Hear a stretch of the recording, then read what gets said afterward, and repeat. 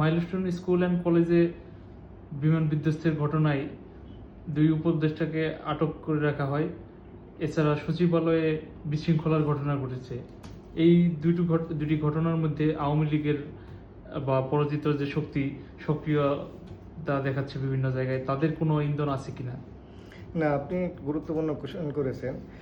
আসলে এই সরকার, বর্তমান ডক্টর ইউনূসের নেতৃত্বাধীন সরকার গত বছরের 5 আগস্ট গঠন করার পর থেকেই কিন্তু একের পর এক আন্দোলন, একের পর এক কর্মসূচি চলছিল। প্রত্যেকটা কর্মসূচি না হলেও অনেক ক্ষেত্রে আমরা দেখতে পাচ্ছি যে পরাজিত রাজনৈতিক শক্তি যারা আওয়ামী লীগ ক্ষমতায় ছিলেন, তাদের একটা ইন্ধন বা তারা বিশৃঙ্খলা করার একটা কিন্তু চেষ্টা প্রকাশ্যে অপ্রকাশ করেই যাচ্ছিলেন। তা এই যে মাইলস্টোন স্কুল অ্যান্ড কলেজে যেটা দুর্ঘটনাটা ঘটেছে, এটা কিন্তু আসলে একটা দুর্ঘটনা, বিমান বিধ্বস্তের ঘটনা। কিন্তু এই দুর্ঘটনাকে কেন্দ্র করেও কিন্তু ওই অপশক্তি কিন্তু তারা চাচ্ছিলেন যে একটা অপপ্রচার চালানোর জন্যে। যেমন লাশ গুমের একটা অপচার চালিয়ে কিন্তু ওখানে একটা মব পরিস্থিতি তৈরি করা হয়েছিল।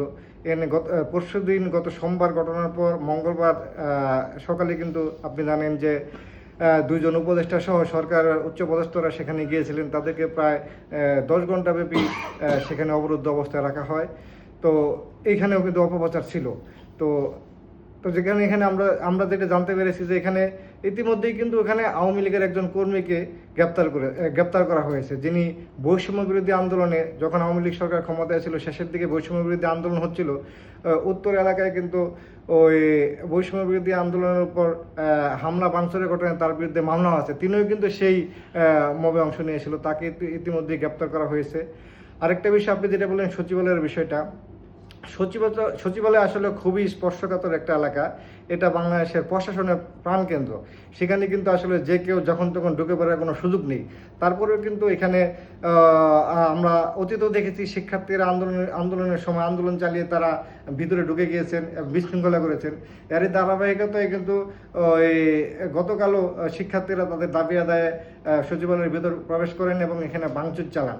তো ওই সময় দেখা যাচ্ছিল যে আওয়ামী লীগের একজন কর্মী, ছাত্রলীগের বিশেষ করে ধনিয়া কলেজের সে কর্মী, সে কিন্তু আন্দোলনকারীদের সঙ্গে মিশে গিয়েছেন এবং সেখানে এক পর্যায়ে তিনি স্লোগান দিয়েছেন যে শেখ হাসিনাই ভালো ছিল, জননেত্রী শেখ হাসিনাকেই আমরা ফিরিয়ে আনতে চাই।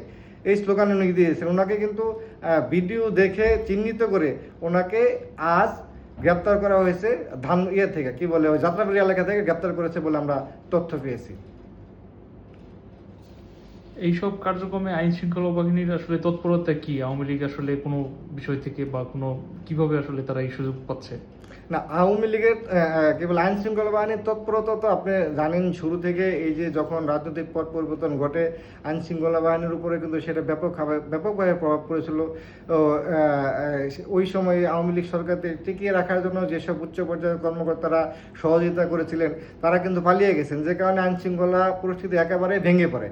তো এই যে গত প্রায় 1 বছর হয়ে যাচ্ছে, 1 বছরে কিন্তু বিভিন্ন সময় বিভিন্ন পদক্ষেপ নিয়েছে আইন শৃঙ্খলা পরিস্থিতি উন্নয়নের জন্য, কিন্তু আসলে নানা কারণে কিন্তু আইন শৃঙ্খলা বাহিনীর সদস্যরা সেই আগের মতো পূর্ণ শক্তি নিয়ে মাঠে নামতে পারেনি। তাদের তাদের দুর্বলতা বা গোয়েন্দা ব্যর্থতা তো আছেই। আপনি জানেন যে গোপালগঞ্জে কয়েকদিন আগে যে বড় ধরনের একটা ঘটনা ঘটলো, বিশৃঙ্খলা অরাজক পরিস্থিতি তৈরি হয়, সেখানেও কিন্তু গোয়েন্দা তথ্য ছিল যে একটা আশঙ্কা আছে, কিন্তু এত বড় ধরনের ঘটনা ঘটবে এরকম সুনির্দিষ্টভাবে কিন্তু গোয়েন্দা সংস্থারাও সরকারি উচ্চ পর্যায়ে জানাতে পারেননি বলে স্বরাষ্ট্রমন্ত্রী নিজেই আমাদেরকে জানিয়েছেন। সুতরাং এইসব ঘটনার প্রেক্ষাপটে ডেফিনেটলি আইনশৃঙ্খলা বাহিনীর কিছুটা ব্যর্থতা আছে, তারপরেও তারা সর্বোচ্চভাবে চেষ্টা করছেন। আজকেও আমার সাথে কথা হয়েছেন আইজিবির সঙ্গে, মাননীয় আইজিবি মহোদয় বলেছেন যে গত 2 দিন উত্তরার মাইলস্টোন এবং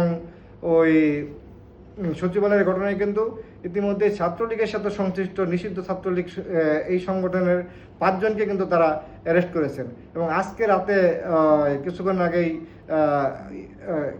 সচিবালয়ের ঘটনায় একজনকে গ্রেপ্তার করা হয়েছে।